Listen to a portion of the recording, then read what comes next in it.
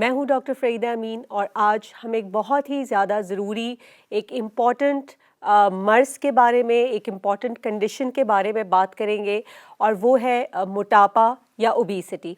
सबसे पहले तो ये कि मोटापा हम सब जानते हैं कि एक ऐसा मर्ज़ है, एक ऐसी कंडीशन है कि जिसके साथ दूसरे अमराज़ का जो शरह है वो बढ़ जाती है।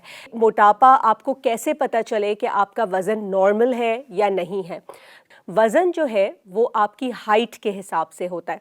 अगर आपके पास स्मार्टफ़ोन है, आप जो है वो गूगल पे सिर्फ एक BMI कैलकुलेटर डाल के देखिए और अपना वज़न डालिए उसके अंदर। वो केजी में आपका वज़न पूछेंगे या फिर आपका जो है वो पाउंड्स में, और उसी के साथ आपकी हाइट सेंटीमीटर या इंचेस में। जब आप वो फार्मूले में डाल देते हैं तो वो आपको एक वैल्यू बताता है, और वो वैल्यू जो है वो 25 या उससे ज़्यादा अगर है तो इसका मतलब है कि आपका वज़न एवरेज से ज़्यादा है। अगर आपका BMI जो है वो 25 से ज़्यादा है और 25 से लेके तकरीबन 28 के दरमियान है, तो अभी आप एक स्टेप अप आ गए हैं नॉर्मल वज़न से। और अगर 28 से भी ज़्यादा है आपका BMI तो इसका मतलब है कि अब एक ख़तरे की अलामत आपको आने लग गई है। तो पहले तो ये समझिए कि किस तरीके से आप जो है वो वज़न को कम कर सकते हैं, या जब आप सोचते हैं कि वज़न अब मैंने कम करना है तो वो क्या क्या चीज़ें हैं जो आपके जहन में होनी चाहिए। लेकिन बहुत दफ़ा हम एक बहुत ज़रूरी चीज़ जो कि मोटापे के कंट्रोल या मोटापे के इलाज के लिए ज़रूरी है, ना उसके बारे में बात की जाती है और ना ही हमारा ख़ुद का जहन उस तरफ जाता है कि ये भी एक इम्पॉर्टेंट चीज़ है, और वो है बिहेवियरल काउंसलिंग। देखिए, जब भी आप अपनी कंडीशन को आप समझ पाते हैं, अपनी कोई भी बीमारी को समझ पाते हैं, तभी आप इलाज शुरू करते हैं। हम में से बहुत सारे ऐसे लोग हैं जो कि अपनी बीमारी को समझ ही नहीं पाते। तो अगर आपके घर में कोई भी किसी का भी वज़न ज़्यादा लगता है, आपको लगता है कि ये मोटापे की तरफ जा रहे हैं, तो सबसे पहली बात तो ये है कि उनको ताना नहीं दीजिए, उनको इस तरीक़े से ये बात का एहसास नहीं दिलाएं कि उनको बुरा लगे। अगर आप ये चीज़ समझ ही नहीं पाते, या आपका बच्चा या आपके घर में कोई भी फैमिली मेम्बर ये बात समझने को ही नहीं तैयार है कि मोटापा उसके लिए एक ख़तरनाक हो सकता है, तो आप ज़बरदस्ती किसी का खाना रोक नहीं सकते, किसी को ज़बरदस्ती फ़िज़िकल एक्टिविटी नहीं करवा सकते। तो सबसे जो पहली चीज़ होती है वो बिहेवियरल काउंसलिंग होती है। इसके लिए बहुत ज़रूरी है कि जब आप कभी भी डाइटिशियन के पास जाते हैं या आप अपने डॉक्टर के पास जाते हैं मोटापे के लिए, तो आप ज़रूर उनसे ये बात करिए कि बिहेवियरल काउंसलिंग इसकी कैसे हो सकती है, मैं ऐसा क्या करूं कि मैं मोटिवेट हो जाऊं कि मैंने वज़न कम करना है और उसको मेंटेन करना है। तो सबसे पहले तो ये समझना ज़रूरी है कि जब भी आप वज़न कम करने की कोशिश करेंगे, ये सफ़र आसान नहीं होगा, ठीक है। बिल्कुल जैसे किसी भी बीमार पेशेंट के लिए, बीमार यानी जैसे क्रॉनिक डिजीज़ेज़ होती हैं, शुगर होती है, ब्लड प्रेशर होती है, उसके लिए सबसे पहले तो एक्सेप्टेंस आना कि ये एक बीमारी है और इसका इलाज मुझे करना है। हम यूजुअली जब वज़न कम करना शुरू करते हैं, या जिन लोगों को मोटापा ऑलरेडी होता है, वो कार्बोहाइड्रेट्स मतलब शुगरी चीज़ें, जिन चीज़ों में शुगर और उसके प्रोडक्ट्स पाए जाते हैं, वो आम तौर पे ज़्यादा खा रहे होते हैं। ये देखा गया है कि मोटापा ज़्यादातर उन लोगों में होता है जो कि जिसको कहते हैं ना कि शुगर लवर्स होते हैं, जो कि मीठा खाना ज़्यादा पसंद करते हैं, जिनका स्वीट टूथ होता है। तो आपको सबसे पहले तो अगर आपने सोच लिया है कि आपको वज़न कम करना है, तो वो जो कार्बोहाइड्रेट्स आप अपनी डाइट में ले रहे हैं उसको आपको लिमिट करना पड़ेगा, अपनी कैलोरीज़ को लिमिट करना पड़ेगा। जब आप ऐसा करेंगे तो आपको क्रेविंग होगी। कोई भी हैबिट को तोड़ना आसान नहीं होता है, ये एक डिफ़िकल्ट, एक चैलेंजिंग चीज़ है, जिसके लिए अगर आप तैयार हैं तभी आप डाइट की तरफ जाएं। क्विक फिक्सेस काम करते हैं, ऐसी बात नहीं है कि नहीं काम करते हैं। कीटो डाइट्स बहुत अच्छा काम करती हैं और फौरी तौर पर वज़न को कम करती हैं, लेकिन मेंटेन कर सकते हैं आप इस वज़न को या नहीं, दैट इज़ मोर इम्पॉर्टेंट। सिर्फ 4 हफ्ते के लिए, 6 हफ्ते के लिए, 8 हफ्ते के लिए या 3 महीने के लिए या 6 महीने के लिए भी वज़न कम कर लेना काफ़ी नहीं है। ये एक लाइफ लॉन्ग कमिटमेंट है। ये आप अपने आप से कमिट करते हैं कि आपने हेल्दी रहना है, आपने चुस्त रहना है, आपकी क्वालिटी ऑफ लाइफ, आपका मयार ज़िंदगी अच्छा होना चाहिए। लाइफ टाइम कमिटमेंट के लिए क्या आप तैयार हैं? अगर आप तैयार हैं तो फिर ये आपके लिए यकीनन कहीं ना कहीं किसी ना किसी फेज़ पे जाके 3 महीने बाद नहीं तो 6 महीने बाद, वरना 1 साल बाद आप अपना टारगेट ज़रूर अचीव कर लेंगे।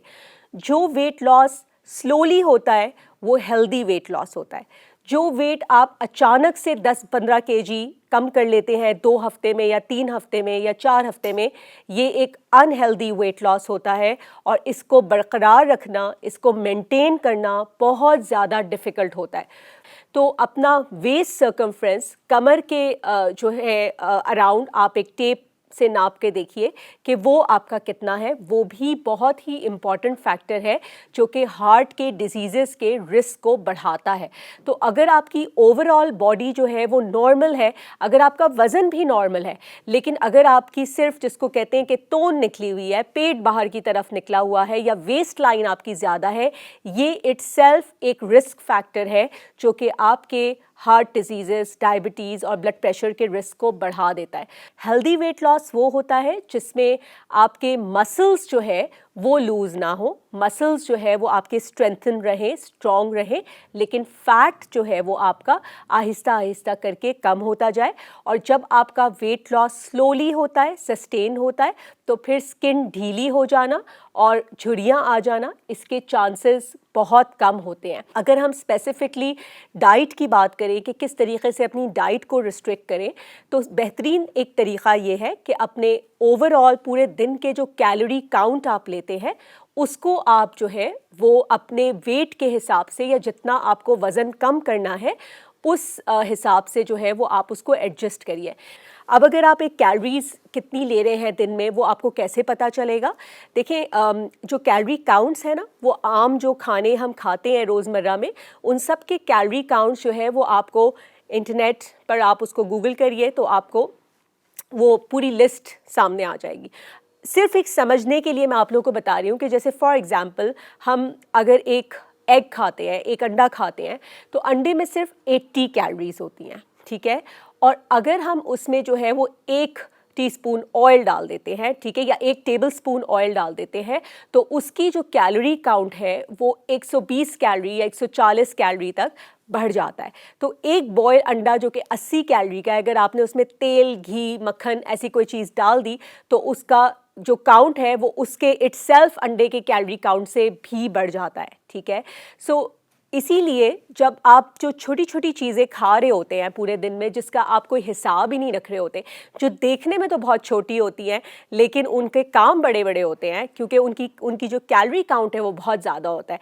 जैसे कि चॉकलेट्स हैं, ठीक है, एक छोटा सा चॉकलेट का बार है, उसका कैलोरी काउंट जो है वो it could be starting from 300 calories to ऊपर की कोई लिमिट ही नहीं है, ठीक है, कि वो साइज़ पे डिपेंड करता है उसके। इसी तरीके से जो टॉफ़ीज़ जैसे खा ली या कोई भी मीठी चीज़, कैलोरीज़ अगर उसके अंदर इतनी ज़्यादा नहीं भी हैं तो वो क्रेविंग बढ़ा देती है। जैसे मैंने कहा ना कि मीठा खाने से आपकी क्रेविंग बढ़ जाती है, तो वो तो इटसेल्फ आपने खा लिया है लेकिन उसने एक एपेटाइज़र की तरह काम किया है और अब आपको भूख लगनी शुरू हो जाएगी, आपका दिल करेगा कि आप और कोई मीठी चीज़ ढूंढें और वो जो है वो आप खा लें। फ्रूट्स की जो कैलोरीज़ होती हैं, फ्रूट्स में जो स्वीटनेस होती है वो हेल्दी होती है। तो अगर आपका कुछ मीठा खाने को दिल करता ही है तो एक फ्रूट, जैसे कि अगर एक आप ऑरेंज कीनू खाते हैं तो उसमें 80 to 100 कैलोरीज़ होती हैं। इसी तरीके से एक एप्पल आप लेते हैं, उसमें 80 to 100 कैलोरीज़ होती है। नॉर्मल फ्रूट्स में इतनी ही कैलोरीज़ होती हैं। क्यूकम्बर में, खीरे में कैलोरी बहुत कम होती है। इसी तरीके से स्ट्रॉबेरी अगर आप एक छोटी खाते हैं नॉर्मल साइज़ की, तो उसमें बहुत कम 10-12 कैलोरीज़ होती हैं। मैदा अगर आप खाते हैं, रिफाइंड आटा, तो उसके अंदर फाइबर्स नहीं होते। इसके बरक्स अगर आप लाल आटा खाते हैं या गंदम का आटा खाते हैं तो उससे एक जो पेट भरने का एहसास है वो काफ़ी बेहतर रहता है और थोड़ा सा खाने से पेट भर जाता है। अब अगर अब आप वज़न कम करना चाहते हैं तो 1500 कैलोरी डाइट पे आ जाइए, 1200 कैलोरी डाइट पे आ जाइए, डिपेंडिंग कि आप कितना जल्दी वज़न कम करना चाहते हैं और मोटापा या आपका वज़न नॉर्मल से कितना ज़्यादा है। अगर 5-7 केजी ज़्यादा है, 10 केजी तक भी ज़्यादा है तो आप 1500 कैलोरी पर डे यूज़ कर सकते हैं। अगर आपका वज़न जो है वो 20 केजी या उससे ज़्यादा है तो फिर आपको जो है वो 1200 कैलोरीज़ के नॉर्मल डेली के उस पे आना चाहिए। जितनी कैलोरीज़ आप खा रहे हैं इससे ज़्यादा एक और चीज़ ज़रूरी है कि कितनी कैलोरीज़ आप बर्न कर रहे हैं। बर्न कर रहे हैं कैलोरीज़, बर्न किस तरह से करते हैं? फ़िज़िकल एक्टिविटी से करते हैं। आप रोज़मर्रा में जितना काम कर रहे हैं, जितना फ़िज़िकली आप जो है वो अपने आप को एक्टिव रख रहे हैं, उतनी ज़्यादा आपका कैलोरी जो है वो बर्न होती है और आपके फैट्स बर्न होते हैं। तो फिज़िकल एक्टिविटी जो है वो आप अगर सिर्फ नॉर्मल वॉक करेंगे तो आपके कैलोरी काउंट्स जो है वो कंट्रोल रहेंगे। लेकिन अगर आप कोई ख़ास तौर पर एब एक्सरसाइजेज़ जैसे पेट की एक्सरसाइजेज़ करना चाहें कि अगर आपको लगता है कि आपकी वेस्ट लाइन ज़्यादा है, पेट की तरफ से ज़्यादा मोटापा है तो आप पेट की एक्सरसाइजेज़ कर सकते हैं। आज हमने जो ओबेसिटी के बारे में बात की, एक तो हमने डाइट के बारे में बात की, एक हमने एक्सरसाइज के बारे में बात की, लेकिन साथ ही साथ आज हमने एक बहुत ही इम्पॉर्टेंट चीज़ जो कि हम भूल जाते हैं कि खाना खाना एक हैबिट है, एक आदत है और इस आदत को तोड़ना आसान नहीं है। किसी को नैग करने से, किसी को ताना देने से ये आदत नहीं टूटेगी। आप तमाम का बहुत बहुत शुक्रिया। इसके साथ ही प्रोग्राम का वक्त ख़त्म होता है। इजाज़त चाहती हूँ। अल्लाह हाफ़िज़।